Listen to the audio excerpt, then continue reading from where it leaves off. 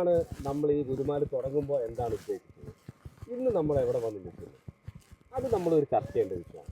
കാരണം നമ്മൾ മറ്റുള്ളവരുടെ ഒരു രീതിയിലുള്ള സമ്മർദ്ദങ്ങൾക്കും ഇല്ലാണ്ട് നമ്മൾ കാണുന്ന നേർക്കാഴ്ചകളെ നമ്മളോട് വിവരിക്കുകയും അവനവൻ്റെ അനുഭവങ്ങൾ സ്വതന്ത്രമായിട്ട്. അതെ, അതാണ് നേർക്കാഴ്ചയായിട്ട്. കാരണം നമ്മളിവിടെ പറയുന്ന ഓരോ കാര്യങ്ങളും വേറെ ആൾ പറഞ്ഞു അല്ലെങ്കിൽ ഇന്നവരുടെ ഒരു അഭിപ്രായമല്ല, നമ്മൾ കാണുന്ന ആ കാര്യങ്ങൾ നമ്മൾ വ്യക്തമായിട്ട് നമ്മൾ പറഞ്ഞു. അതായത് ധൈര്യത്തോടു കൂടി നമ്മൾ പറഞ്ഞു എന്നുള്ളതാണ്. ഏത് വിഷയങ്ങളാണ് നമ്മളെടുത്ത്, ആദ്യം തൊട്ട് ഇങ്ങോട്ട് എടുത്ത ഏത് വിഷയങ്ങളെക്കുറിച്ചും പറഞ്ഞു. നമ്മൾ ശക്തമായ രീതിയിൽ താക്കീത് ചെയ്യേണ്ടടുത്ത് താക്കീത് ചെയ്തു, പറയേണ്ട കാര്യങ്ങൾ പറഞ്ഞു, മയത്തി പറയേണ്ട കാര്യങ്ങൾ പറഞ്ഞു. ഏത് രീതിയിലാണ് ആ രീതിയിലുള്ള ഒരു ഇടപെടൽ നമ്മുടെ ഭാഗത്ത് ഉണ്ടായിട്ടുണ്ട് എന്നാണ് എനിക്ക് തോന്നുന്നത്. നമ്മൾ ഈ സമൂഹത്തിന് വേണ്ടിയിട്ടാണ് ഇത്രയും പ്രതികരിച്ചത്. ശരിക്കും പറഞ്ഞാലേ ആ സുരേഷ് പറഞ്ഞാൽ അതിന്റെ വസ്തുത. പക്ഷെ നമുക്കുണ്ടായ ഒരു വിഷമം, നമ്മളുടെ എപ്പിസോഡ് 50 എപ്പിസോഡ് എത്താൻ വേണ്ടിയിട്ട് നമ്മളത് എത്തിയത് എങ്ങനെയാണെന്നറിയോ? ഭയങ്കര ജനസപ്പോർട്ട് ഉണ്ടായിരുന്നു. ഈ 50 എപ്പിസോഡ് വരെ എത്തിച്ചത് നമ്മുടെ നാട്ടിലെ ജനങ്ങളാണ്.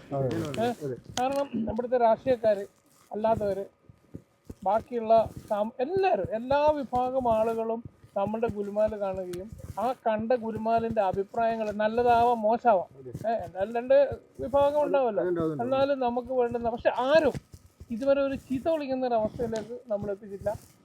അതിന്റെ കണ്ടന്റ് റൈറ്റർ ശരിക്കും ഗോവിന്ദൻ അതിനുള്ള അഭിനന്ദനങ്ങൾ നമ്മൾ പ്രത്യേകം തന്നെ. അങ്ങനെ ഒരു സംവിധാനം നമ്മളെ പിന്നെ ജനങ്ങൾക്ക് വേണ്ടുന്ന കാര്യങ്ങൾ മാത്രമേ നമ്മൾ ഇതിനകത്ത് അധികം പറഞ്ഞിട്ടുള്ളൂ, അല്ലേ? നമ്മൾ ഇന്ന് നടക്കുന്നതും എല്ലാം സമൂഹത്തിന് വേണ്ടുന്ന കാര്യങ്ങളും മാത്രമാണ് നമ്മളതിൽ.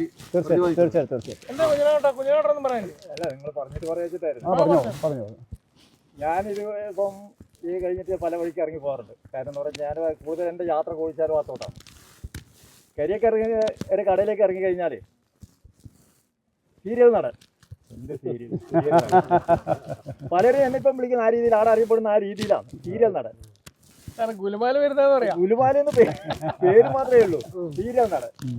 പലരും എന്നോട് ചോദിച്ചു, നമ്മൾ വീടിൻ്റെ അടുത്ത് ഒരു നമ്പൂരിയുണ്ട്, അയാൾ എപ്പോഴും വന്നിട്ട് നടനടി ഉണ്ടാ ഇന്ന്. അതുകൂടാതെ എനിക്ക് ബറ്റിൻ്റെ അഭിപ്രായം വന്നത്, ജനങ്ങളിൽ നിന്ന് വന്നൊരു അഭിപ്രായം, നമ്മൾ ഈ കാര്യങ്ങൾ വളരെ നന്നായിട്ട് എല്ലാവരും വീക്ഷിക്കുന്നുണ്ടെന്നതിൻ്റെ ഏറ്റവും വലിയ തെളിവാണ് ഹാസ്യം പോരാ.